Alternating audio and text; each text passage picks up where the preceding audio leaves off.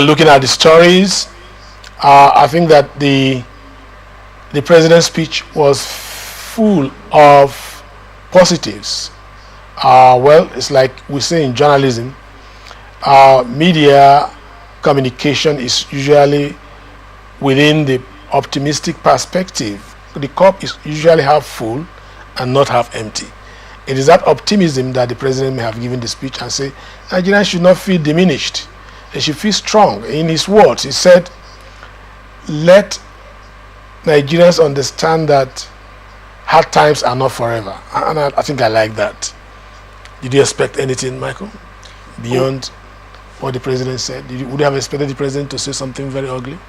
Well, for me, I think as the president of the country, you don't expect him to come up with a statement that are very, very pessimistic, because at a hard time that we find ourselves, we need such a word-lifting statement from a president to actually, at least douse the tension that is fleeing on the air. Because if you go around the street, you discover with me that indeed people are passing through a lot. There is a whole lot of pains and penury.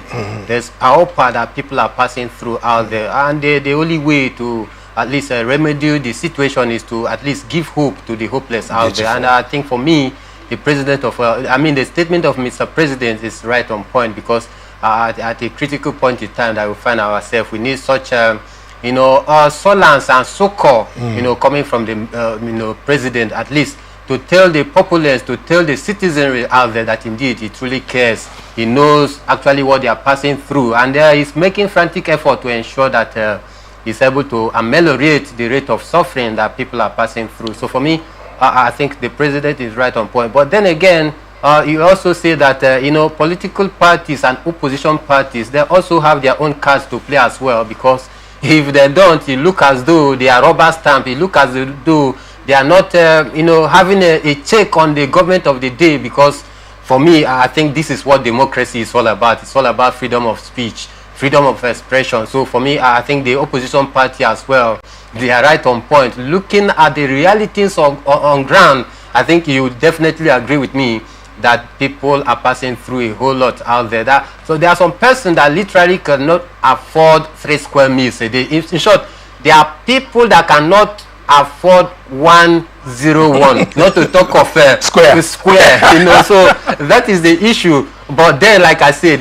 I think there is a glimpse of hope from the statement of Mr. President. I think this will go a whole long way to douse the tension and bring back that confidence and trust upon Mr. President and his cabinet members. Well, coming to me, ordinarily, I think the president didn't want to kind of make Nigerians lose hope entirely. I'm sure that the opposition wanted him to talk about the issues of fuel hike, the issue of issue of insecurity and all that. The president cannot bring a New Year hope message under the mantra of New Hope agenda, and then you begin to drop negative vibes. Sure. I think that the president was right, and the Labour Party leader also has made those comments as a reminder to the presidency and to the people of Nigeria that it's not all yet, that what the president gave as a speech should not be seen as an endorsement of the fact that all is well in with Nigeria. The president should have also talked about issues that border on how the country was going to come out of the woods. I think that is the major issue.